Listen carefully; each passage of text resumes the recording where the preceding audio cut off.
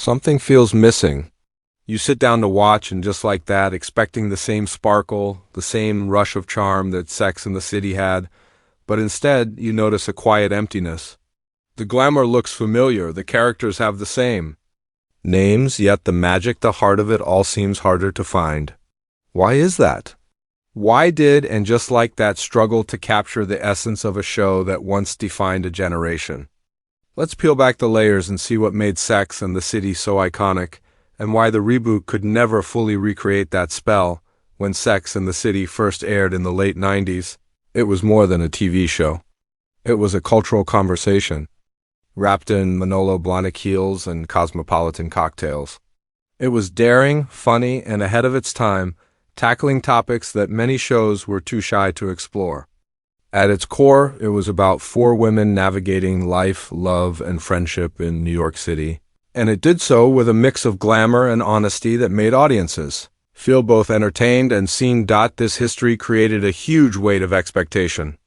When HBO announced And Just Like That, fans around the world imagined stepping back into the same world, as if no time had passed.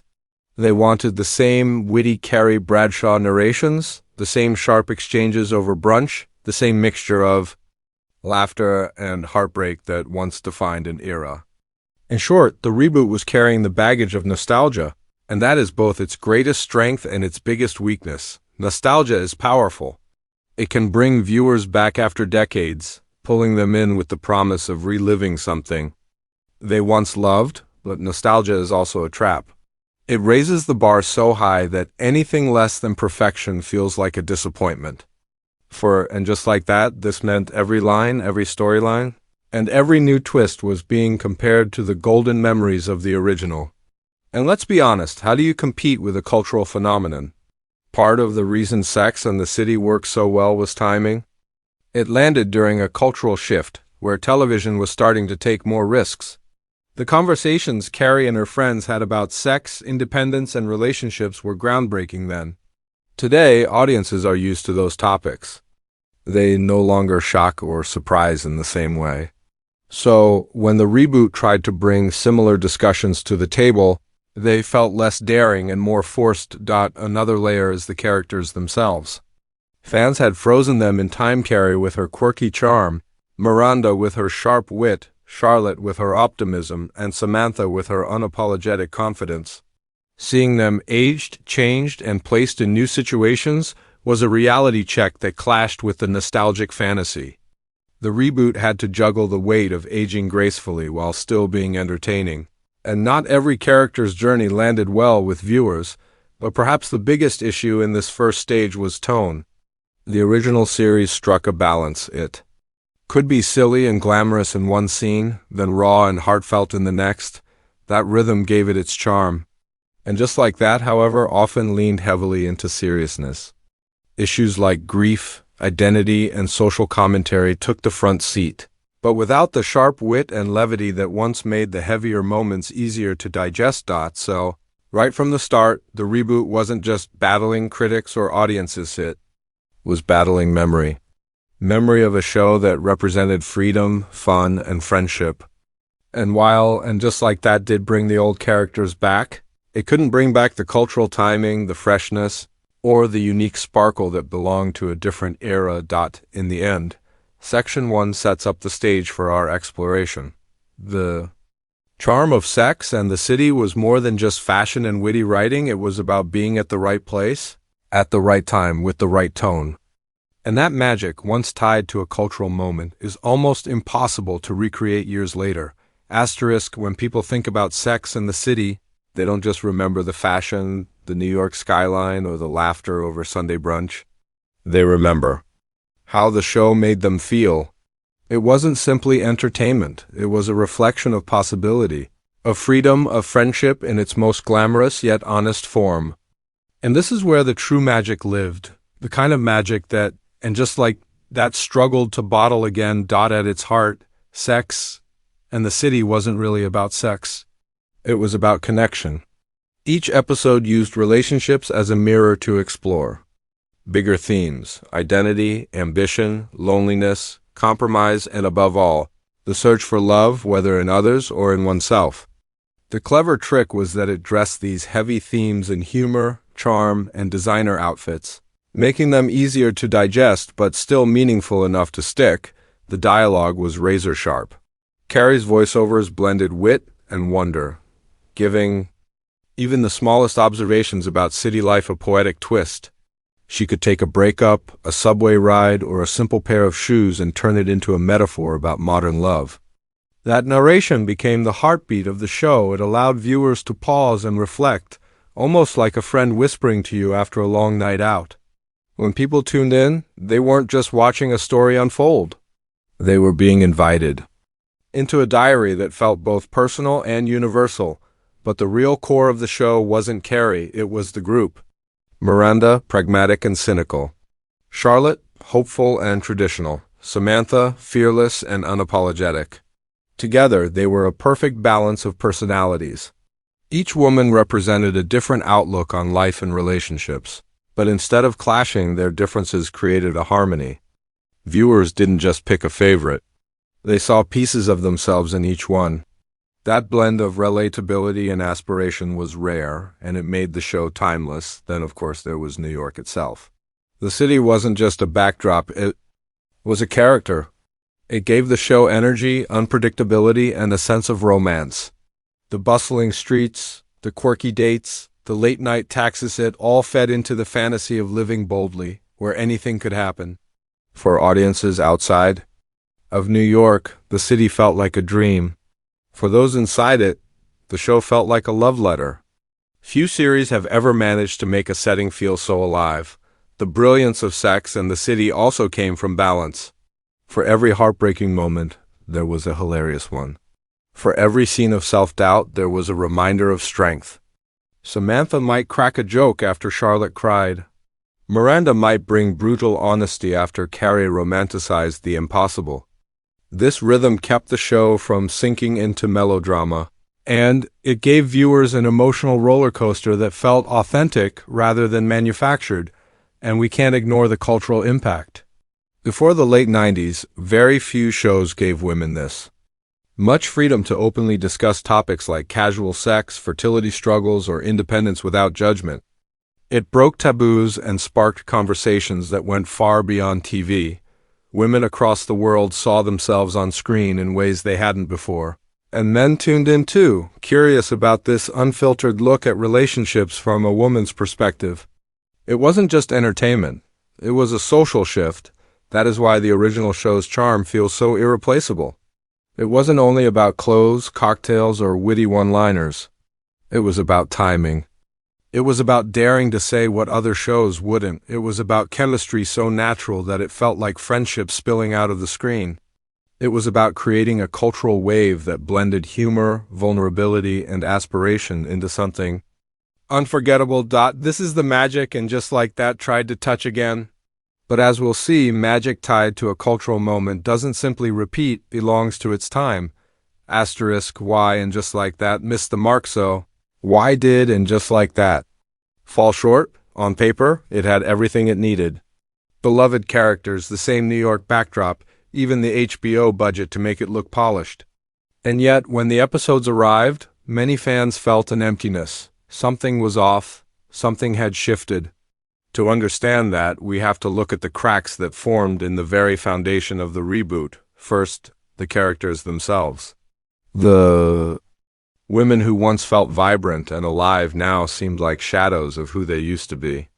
Carrie, who once spun the mezzanines of life into witty reflections, often felt lost, unsure of her own voice. Miranda, once the sharp and fearless realist, was rewritten into a woman who seemed confused about every choice she made. Charlotte clung to her old patterns so tightly that she sometimes felt more like a parody of herself than a fully fleshed character. And then, of course, there was the absence of Samantha, a hole so large it couldn't be ignored. Samantha wasn't just the wild friend, she was the glue. She balanced out the group by bringing unapologetic confidence and fearlessness, always pushing the others to break out of their comfort zones. Without her, the dynamic of the four collapsed into something flatter, less electric. The reboot tried to fill the void with new supporting characters, but the chemistry wasn't the same. Instead of a natural, lively balance, the conversations often felt scripted, heavy-handed, and awkward. Then there's the writing. Sex and the City sparkled because of its dialogue, clever, playful, quick, and just like that leaned into seriousness, almost as if it was ashamed of its fun roots. The jokes felt forced, the banter felt stiff, and the voiceover magic. Poetic musings that once carried the show was often missing or dulled. Without that wit, the reboot lost its heartbeat. Instead of dancing between light and dark, it often sank into a tone that was heavy, sometimes even gloomy. Another reason it missed the mark was how it handled modern themes, asterisk. Of course, times have changed since the 90s. Discussions around gender, race, and identity are essential. But the way the reboot tackled them often felt clumsy, like it was checking boxes rather than telling stories. Instead of weaving these themes naturally into the fabric of the characters' lives, it sometimes paused the narrative just to make a point. That shift made the storytelling feel more like a lecture than a conversation, which broke the immersion that made the original so fun and relatable. The pacing also hurt the show. In Sex and the City, episodes flowed like a night out. You laughed, you cried, you felt something real. And in Just Like That, scenes dragged, plots stretched too thin. Moments that should have felt emotional sometimes came across as hollow, because the build-up wasn't there. The rhythm of the original was gone, replaced by something slower, heavier, and less engaging, and let's not forget expectations. Fans didn't just want a sequel, they wanted to relive the magic. But nostalgia can be cruel. Every moment that didn't match the memory of the original was judged harshly. And the reboot gave audiences plenty of reasons to compare. Instead of embracing its identity as a new story and Just Like That seemed trapped, half clinging to the past, half trying too hard to prove it was modern. In the end, it satisfied neither desire fully. All of this added up to a show that looked like Sex and the City, but didn't feel like it. The clothes were there, the city was there, the friendships were there in name. But the soul, that spark that made people fall in love with the original, was missing. So when fans say And Just Like That couldn't recreate the charm, they're not just talking about one thing. They were talking about a mix of broken character arcs, missing chemistry, weak writing, and a tone that forgot how to balance laughter with heartache. The show tried to grow up, but in doing so, it lost the playfulness that made it special in the first place. Asterisk. Maybe the real challenge with And Just Like That was never about the writing or even the characters. Maybe the truth is simpler. Some stories belong to a moment in time, and when you try to move them forward, they lose the magic that once made them unforgettable. Sex and the City wasn't just a TV series. It was lightning in a bottle. It captured the late 90s and early 2000s with boldness, glamour, and conversations that were groundbreaking back then. But lightning doesn't strike the same way twice. What makes nostalgia tricky is that it doesn't just revive memories, it freezes them. Fans wanted Carrie walking down Manhattan streets in her tutu, Samantha cracking unapologetic one-liners, Miranda rolling her eyes but secretly caring, and Charlotte dreaming of a perfect family. They wanted the laughter, the heartbreak, the sense that they were watching friends navigate life with them. But those memories belong to an era that can't be repeated. Trying to recreate it only exposes how much has changed, not only for the characters, but for us as viewers. It's not that And Just Like That didn't try. In fact, it tried very hard. It gave us older versions of beloved characters, it introduced new faces, and it addressed modern issues with sincerity. But in its effort to evolve, it lost sight of the balance that once made Sex and the City sparkle. The original series dared to be fun while still tackling real struggles. The reboot leaned so heavily into seriousness that it forgot to let its audience breathe, laugh, and escape. And that's what people missed most, the joy. Another part of the story is acceptance. Aging, after all, is not glamorous. Friendships change, relationships shift, and life often becomes more complicated than carefree. The reboot tried to show that reality, but fans didn't tune in for reality. They tuned in for fantasy wrapped in relatable struggles. They wanted to see women who aged but still kept their spark, their humor, their bond. Instead, many felt weighed down by storylines that highlighted loss, awkward reinvention, or confusion. It wasn't the evolution fans imagined, it was a reminder that even fictional characters grow older, and not always gracefully. So what can we take away from this? Perhaps that not all shows are meant to continue forever. Some are meant to be remembered as they were, untouched by time. Sex and the City thrived because it was bold in its moment. And just like that proved that when you try to chase the past, you risk dimming the glow of what once was. It doesn't mean the reboot was meaningless. It offered closure for some, fresh stories for others, and new representation that was long overdue. But it also showed us that nostalgia and reinvention rarely mix without sacrifice. In the end, maybe the most honest way to honor Sex and the City is to let it remain a time capsule, a snapshot of friendship, love, and ambition at the turn of the millennium. A reminder of how far television and society has come. And maybe, and just like that teaches us another lesson, that moving forward doesn't always mean revisiting the past. Sometimes it means creating something entirely new. So here's the real question for all of us. Should classic shows be left untouched, frozen in their brilliance? Or should they be reimagined, even if the risk means losing some of their charm? The answer will always be debated, but one thing is certain: Sex and the City gave us a story that shaped culture. And that kind of magic, whether repeated or not, will never truly fade.